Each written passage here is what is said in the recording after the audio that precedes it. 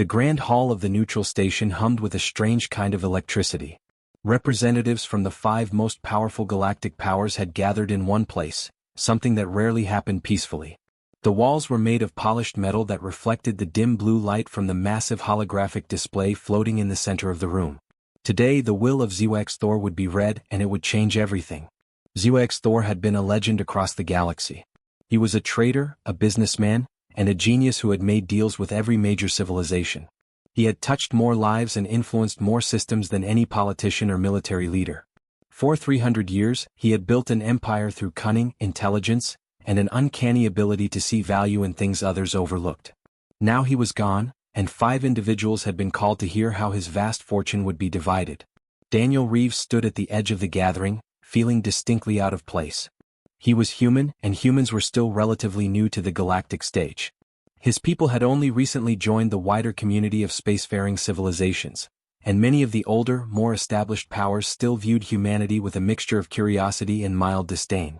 Daniel was a mechanic by trade, a practical man who worked with his hands and understood how machines worked. He had met HFY Thor by accident years ago when repairing some equipment at a trading post, and the old trader had taken an unusual interest in him. They had become unlikely friends, and that friendship had apparently earned him a place at this table. The executor of the will was a neutral party, a being whose species had no allegiances to any of the 5 powers.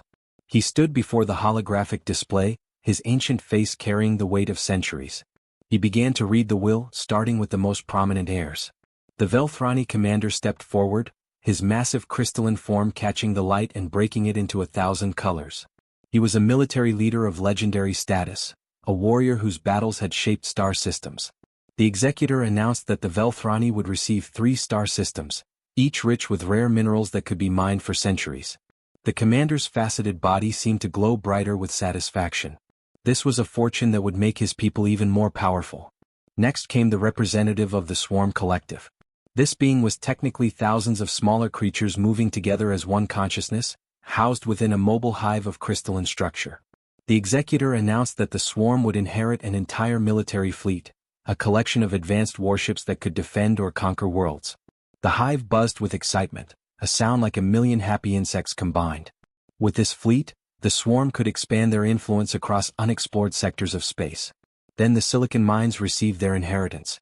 Their representative was a highly advanced artificial intelligence contained within an android body of pure silver. The executor informed the android that it would receive access to HFY Thor's vast technology repositories, archives containing knowledge and designs accumulated over centuries. The android's optical sensors brightened, processing the value of this gift.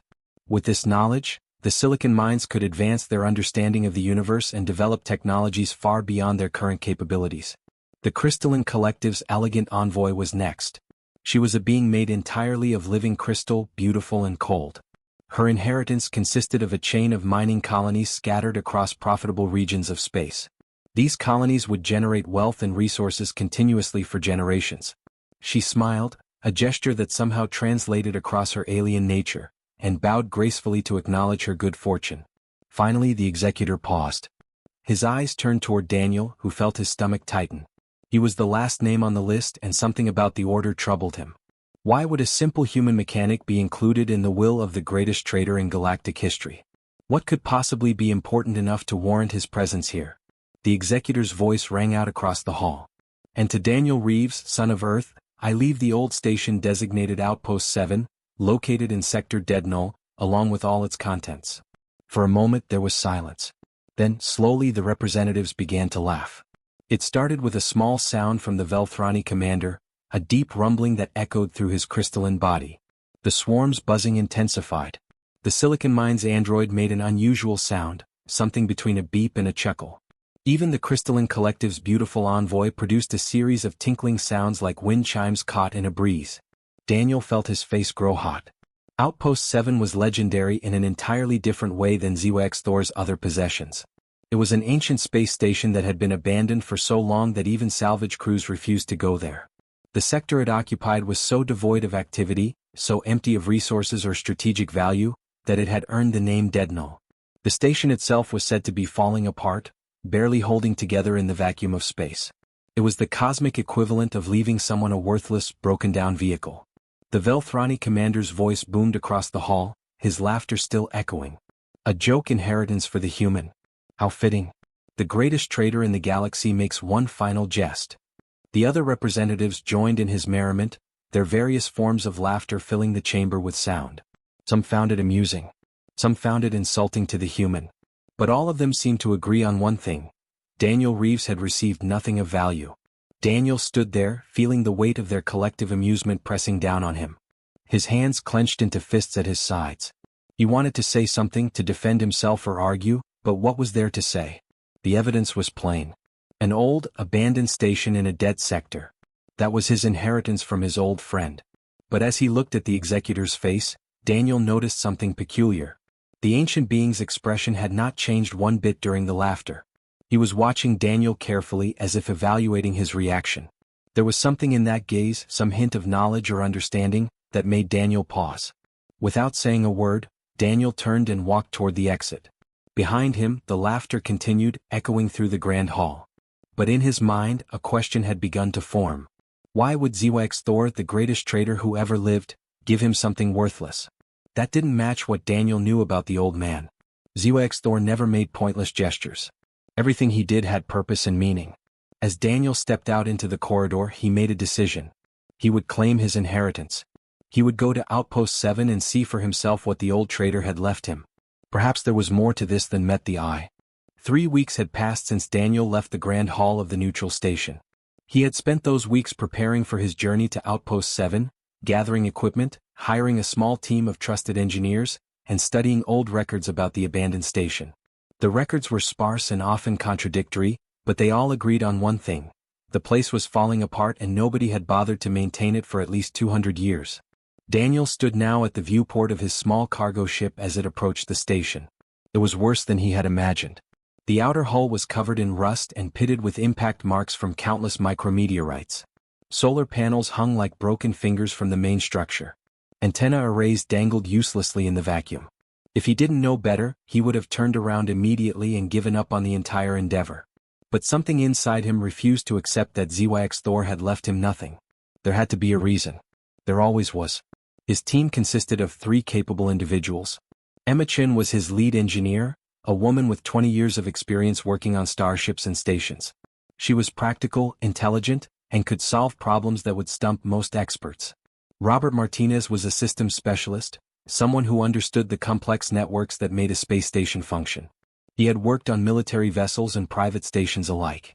Finally, there was Lisa Thompson, a salvage expert who had spent her career diving into derelict ships and stations, pulling valuable components from the wreckage and breathing new life into dying machines.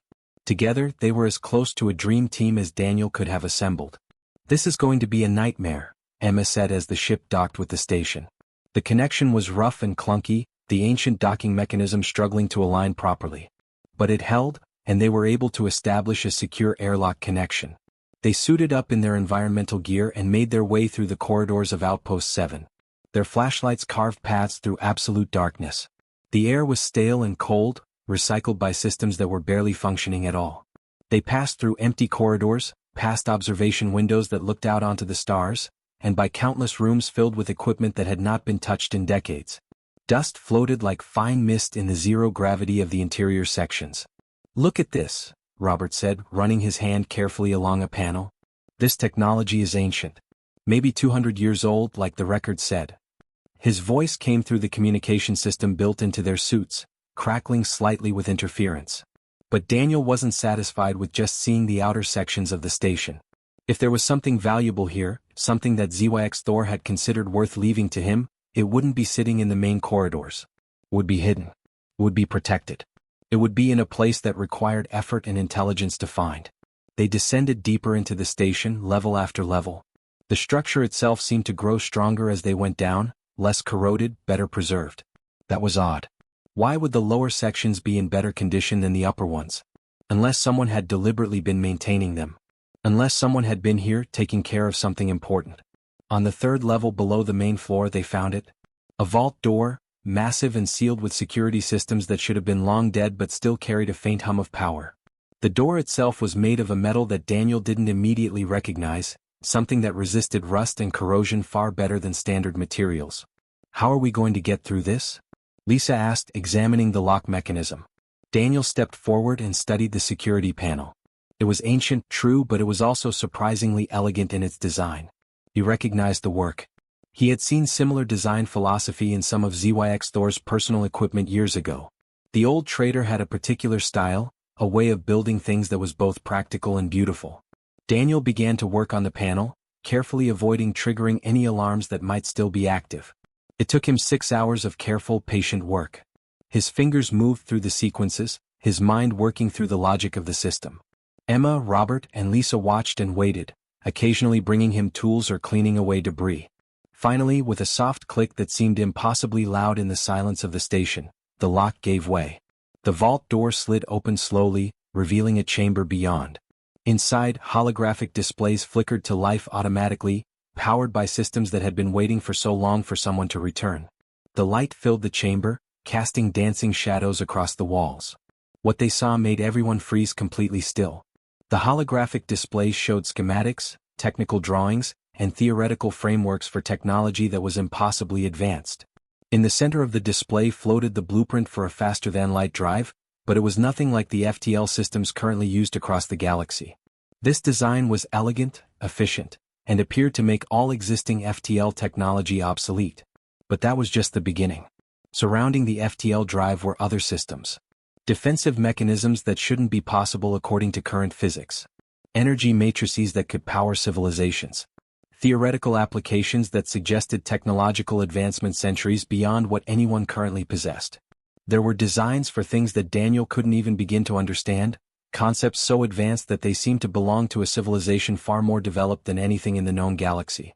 By all the stars, Robert whispered over the communication system. Lisa walked slowly around the chamber, her hands trembling slightly. This is the most advanced technology one have ever seen. I don't think I've even heard rumors of systems this sophisticated. Who could have designed all of this?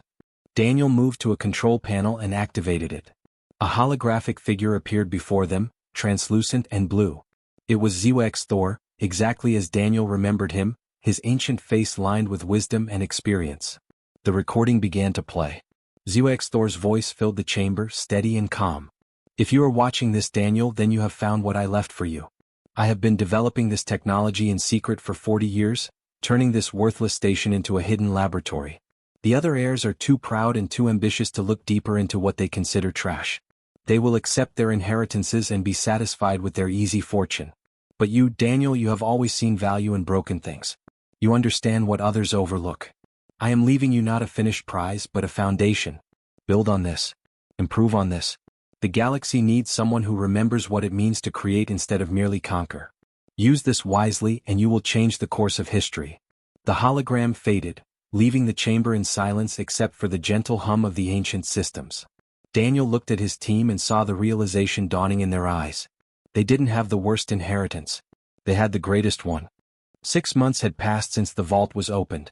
The abandoned Outpost 7 had transformed into something alive and vibrant. Where there had been silence and darkness, there was now the constant hum of machinery, the glow of active systems, and the purposeful movement of workers moving through the corridors. Daniel had made a decision in those first weeks after the discovery. He could have kept the technology secret, hoarding it for himself and his small team. He could have used it to build a military force or a corporate empire. Instead, he chose a different path. He would rebuild the station into something greater than it had ever been. He would create a place where innovation could flourish, where talented individuals from across the galaxy could come together to push the boundaries of what was possible. The first step was getting the power systems back online. The station's reactor had been dormant for 2 centuries, its systems corroded and deteriorated. But with Daniel's hands and his team's expertise, combined with the knowledge contained in ZYX Thor's archives, they managed to restart it. Slowly, carefully, they brought the ancient machine back to life. When the main reactor finally hummed to full capacity, lights flooded through every corridor of the station. It was like watching a sleeping giant wake up. Emma led the effort to restore the communication arrays. It took weeks of careful work, replacing damaged components and recalibrating ancient systems. When the first successful transmission went out into the galaxy, it was a simple message broadcast across multiple frequencies. Outpost 7 is operational. Seeking talented individuals for collaborative research and development project. The responses came slowly at first. A salvage crew here, a mining company there. Word spread through the underground networks of traders and engineers who operated on the fringes of legitimate galactic commerce. People began to hear stories about a human mechanic who was fixing the unfixable, who was breathing life back into a station that should have remained dead forever. The rumors grew and evolved. Some said the station contained ancient treasures. Others claimed advanced technology was being developed there. A few whispered about something revolutionary that could change everything. Robert managed the influx of personnel carefully. They brought on new engineers, specialists in different fields. Oliver Grant was a former military engineer who had grown tired of building weapons and wanted to work on something constructive. Grace Patterson was an astrophysicist whose theories had been rejected by mainstream academia but whose brilliance was undeniable. Slowly the team grew from 5 people to 50, then to over 200. People of different species began to arrive, drawn by the promise of something extraordinary. The manufacturing bays that had lain dormant for generations came back online. With access to HFY Story's advanced designs and the technical knowledge of the growing team, they began producing components that no one in the current galaxy knew how to make. The technology was impossible according to accepted standards, yet here it was being built, piece by piece, system by system. The work was challenging and often frustrating, but it was also deeply rewarding. Lisa negotiated with salvage companies and mining operations to supply raw materials. Daniel carefully began licensing portions of the less critical designs to other organizations. The revenue generated was substantial, more than enough to sustain the growing operation and fund new research initiatives. Daniel was strategic about what he shared. The most advanced systems, the core innovations that HFY Story had spent his life developing, remained locked within Outpost 7. Everything else was available to those who could pay for it or offer something of value in trade. Within a year, the reputation of Outpost 7 had transformed completely. It was no longer a dead station in a dead sector. It had become a destination, a place where innovation happened, where the future was being built. Ships began arriving regularly from across the galaxy. Traders came seeking licenses for advanced technology. Companies sent representatives hoping to establish partnerships. The Merchants Guild, the most powerful commercial organization in known space, sent formal inquiries about opening an official trading post within the station. Daniel treated every visitor with respect and fairness. He made deals that were generous but not stupid. He listened to proposals from all species without prejudice. He built relationships that went beyond simple business transactions. People began to realize that this human mechanic was different from the typical corporate or military leaders they dealt with. He was honest, innovative, and genuinely interested in advancing the state of technology across the galaxy, not just in accumulating wealth and power. Emma supervised the constant upgrades and maintenance. The station grew stronger every month. Communication systems that had been barely functional were replaced with state-of-the-art equipment. Defensive systems that HFY Story had designed began to be installed in critical locations, though Daniel was careful not to make it obvious that the station could defend itself. Security measures were put in place to protect the advanced research and development areas. 2 years after Daniel claimed his inheritance, Outpost 7 had become the most talked-about location in the entire sector. Salvage crews who had once laughed at the worthless station now spoke of it with wonder. Trading companies competed for the chance to work with Daniel and his team. Scientists requested positions at the station, hoping to contribute to groundbreaking research.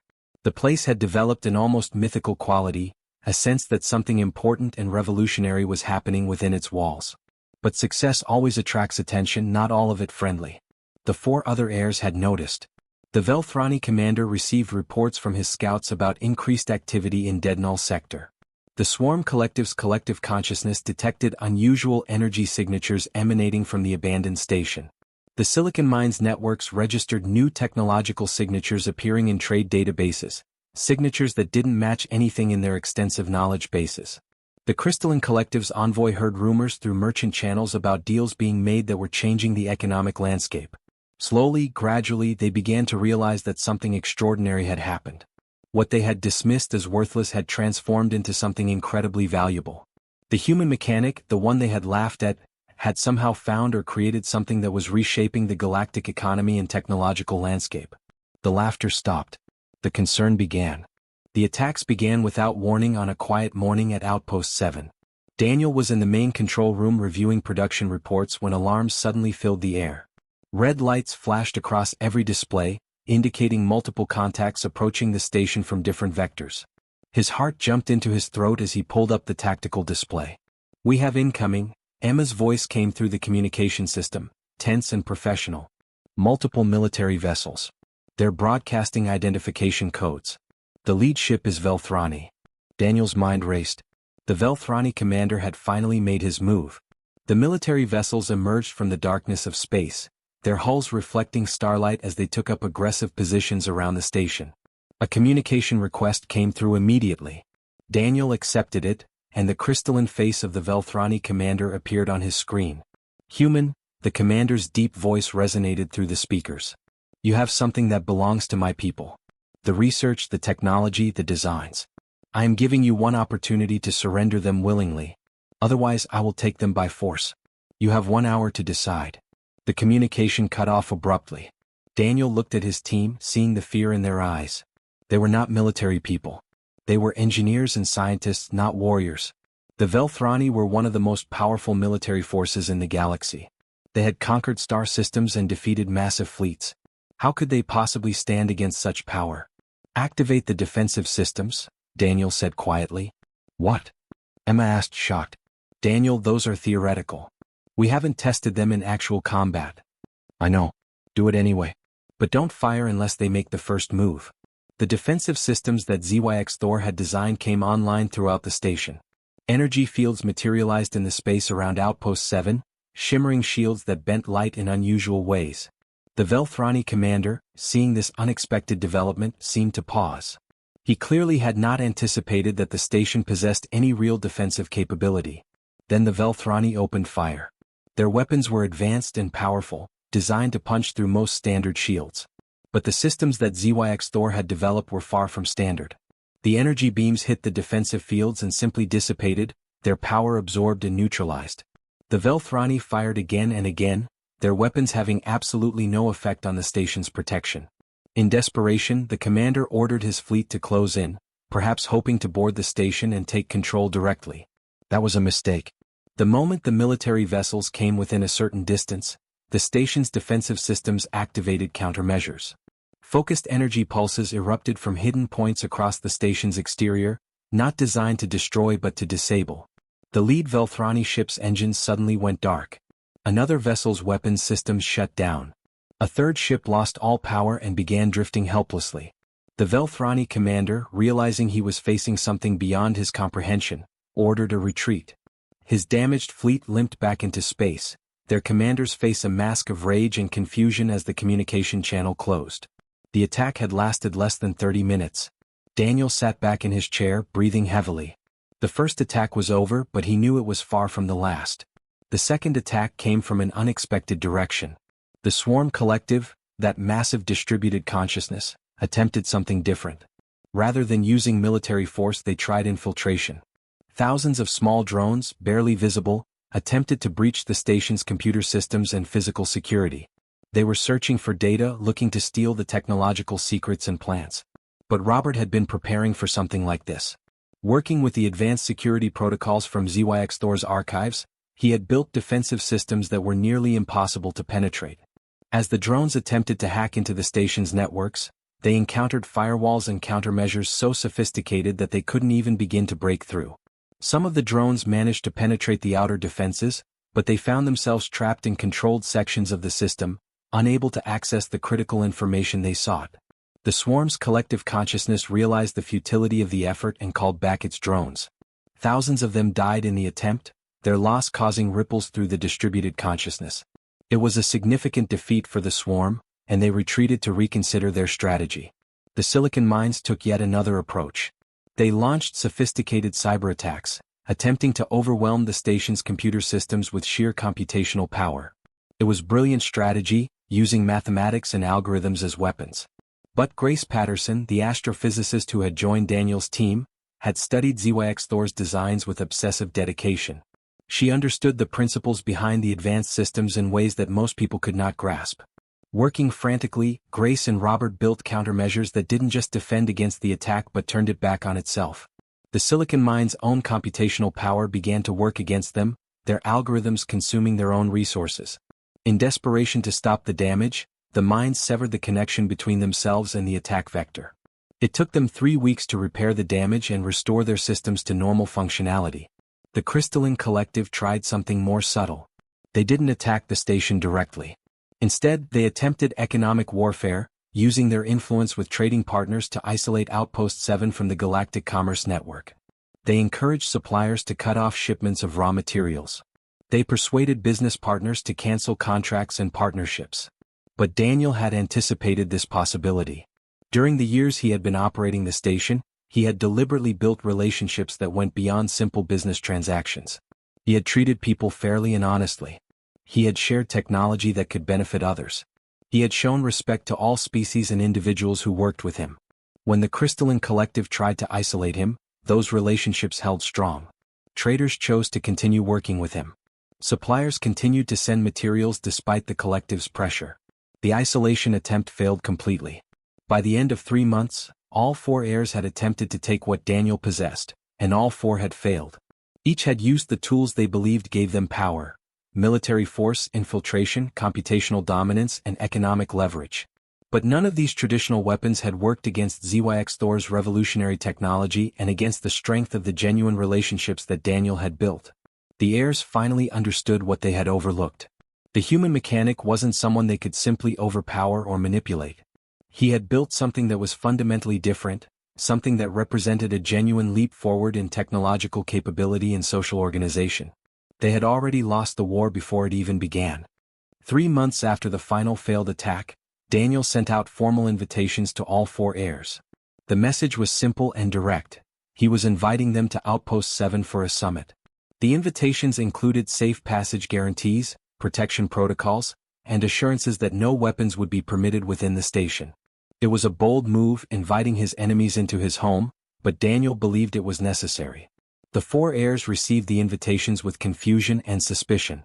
Some of their advisors warned against accepting, suggesting it could be a trap. But curiosity was powerful, and each of them wanted to understand how the human had managed to defeat them. One by one they accepted the invitation. The Velthrani commander arrived first, his massive crystalline form requiring special accommodations that the station had been prepared for. He moved through the corridors with visible tension, clearly uncomfortable being inside a station controlled by the human who had beaten him. The Swarm Collective's representative came next, their hive form filling an entire chamber that had been cleared for their arrival. The Silicon Mines sent their most advanced android representative, a being of pure computation housed in an elegant silver body. Finally, the Crystalline Collective's envoy arrived, her beautiful form somehow conveying both curiosity and wariness. Daniel greeted each of them personally in the main assembly chamber. He welcomed them with genuine warmth, offering them refreshment and comfortable spaces to rest after their journeys. His team had prepared everything carefully, ensuring that each guest would be treated with respect and dignity. It was clear to all of them that this was not a confrontation. Something else was happening here. Finally, they gathered in the great observation dome at the heart of the station. The dome provided a complete view of space, the stars stretching out in all directions. Daniel stood before them, calm and composed. For a moment no one spoke. Then the Velthrani commander broke the silence. His voice was quieter than before, less arrogant. "How did you do it, human? How did you defeat us all?" Daniel smiled slightly. "I didn't defeat you in the traditional sense. I simply had something you couldn't take. Not because it was better protected, though it was, but because it was built on a different foundation than you're used to dealing with." He activated a holographic display that showed the technological advances HFY Thor had made. The FTL drive, the defensive systems, the energy matrices all rotated slowly in three-dimensional space. This technology represents centuries of development. HFY Thor spent his life perfecting it, not to conquer but to create. To build something that could advance the entire galaxy, not just one faction. The Swarm's collective consciousness processed this information through 1,000 voices speaking as one. But surely such technology should belong to those with the power to control it properly. "And that's where you're all wrong," Daniel replied gently. "Power isn't about control. Real power is about understanding and responsibility. HFY Thor left me this technology not because I was the strongest or the most ambitious. He left it to me because he trusted that I would use it wisely." He paused and looked at each of them in turn. "I didn't invite you here to celebrate my victory or to demand your submission. I invited you here because I believe we can work together. This technology is too important to belong to any single faction. It's too important to be locked away or used as a weapon for one power against another. The Silicon Mind's android turned its optical sensors toward Daniel. What are you proposing? Partnership, Daniel said simply. Real, genuine partnership. I'm willing to share this technology with all of you, but under conditions that ensure it benefits the entire galaxy, not just individual powers. We can establish a collaborative research institute here at Outpost 7. Your people can send representatives. We can work together to understand this technology better and develop new applications that no single civilization could achieve alone. The Crystalline Collective's envoy spoke in her tinkling voice. And what do you gain from this generosity? Knowledge, Daniel answered. Growth. The opportunity to do something greater than any of us could do alone. And the satisfaction of knowing that ZYX Thor's legacy will be used to advance all of civilization, not to create new weapons or fuel new conflicts. For a long moment, the four heirs considered his proposal. Each processed the offer through their own frameworks, their own cultures and values. The calculations they performed in their minds were complex and multifaceted. Finally, the Velthrani commander stepped forward. I accept your proposal. The Velthrani will participate in this collaboration. It is a new way of thinking for my people. But perhaps that is not entirely a bad thing. One by one the others agreed. The Swarm Collective committed to sending their finest scientific minds. The Silicon Minds offered to contribute their vast computational resources to the research effort. Even the Crystalline Collective, whose economic power had failed to isolate Daniel, recognized the value of genuine partnership and agreed to participate. Within months, Outpost 7 transformed once again. It became the hub of galactic innovation and research. Scientists and engineers from every major civilization worked side by side. The station grew in size and capability, adding new sections for research, education, and collaboration. The technology that ZYX Thor had developed began to be shared carefully and strategically, improving conditions across the galaxy. Human space travel improved dramatically as the new FTL drive designs were implemented across human vessels. Human scientists gained recognition and respect in the wider galactic community. Humanity, once seen as upstart newcomers, was now recognized as contributors to the advancement of all civilization. Daniel stood in the observation dome late one evening, looking out at the stars. Emma joined him, standing silently beside him. Do you think ZYX Thor would be pleased? She asked. Daniel smiled. I think he knew this would happen all along. That's why he left the station to me. Not because I was the best or the strongest, but because he knew I would understand that true power comes from creating something meaningful, not from taking what others have. The station hummed around them, alive with purpose and discovery. What had begun as a cosmic joke, a worthless inheritance to a human mechanic, had become the foundation for a new era of galactic cooperation and progress. The greatest gift was never the station itself, but what it represented: the power of vision, perseverance, and the belief that even the most broken things can be made beautiful again.